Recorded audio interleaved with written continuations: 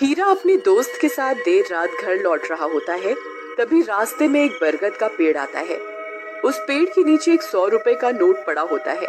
उसे देखकर हीरा खुश हो जाता है।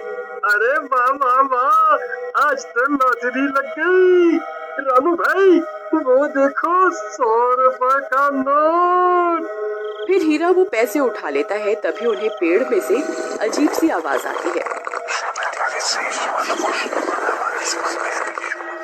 फिर वो जैसे ही ऊपर की ओर देखता है तो उन्हें पेड़ पर एक 2000 का नोट लगा हुआ दिखाई देता है।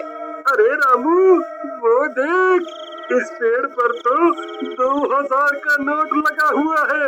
मुझे तो यकीन ही नहीं होता भाई। भाई, क्या पता ये पेड़ सच में पैसे देने वाला पेड़ हो। एक काम करो, तुम जल्दी से पेड़ पर चढ़ जाओ और वो नोट तोड़ कर ले आओ। फिर वो 2000 का नोट तोड़ने के लिए पेड़ पर चढ़ जाता है और कुछ ही देर में वो नोट तोड़ लेता है। रामू भाई, ये नोट तो बिल्कुल असली है। अरे वाह वाह वाह, आज तो मजा ही आ गया। चलो भाई, अब जल्दी से नीचे आ जाओ, कहीं कोई हमें नोट तोड़ते हुए ना देख ले। अब तो हम पार्टी करेंगे। अरे हीरा भाई, कहाँ रह गए? जल्दी नीचे आओ, कोई हमें देख ना ले। अरे हीरा भाई, कहाँ रह गए? नीचे क्यों नहीं उतर रहे? कहीं तुम अकेले ही इन 2000 रुपयों को हजम तो नहीं करना चाहते भाई? तभी हीरा के चीखने की आवाज आती है। अरे क्या हुआ भाई, सब ठीक तो है? अरे यार, क्या करूं, ये तो दिखाई भी नहीं दे रहा।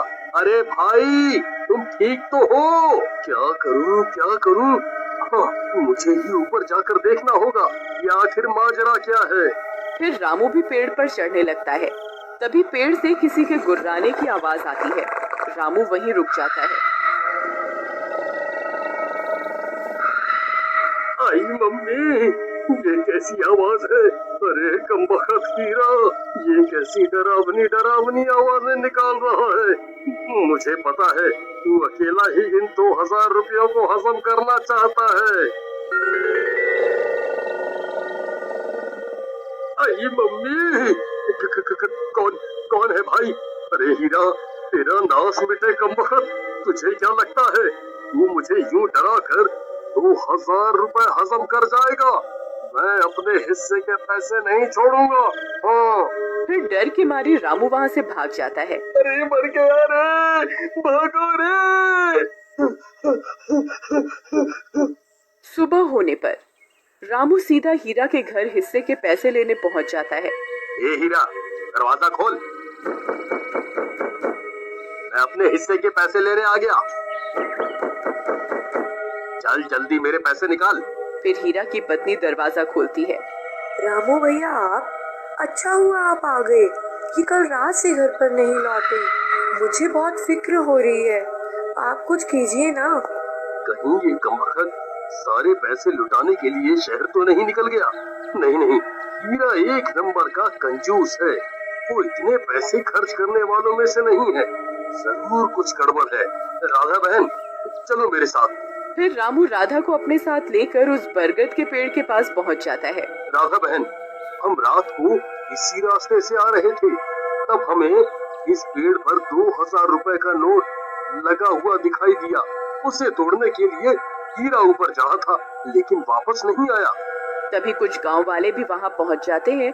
फिर रामू सबको पैसों की बात बताता है। अरे भाई हरिया, जरा पेड़ पर चढ़कर तो देख, हीरा भाई वहाँ है या नहीं? फिर हरिया पेड़ पर चढ़ जाता है और बहुत देर ढूंढने पर भी उसे हीरा का कोई नामो निशान नहीं मिलता। भाई, यहाँ ऊपर कोई आदमी नहीं है। ये कैसे हो सकता है?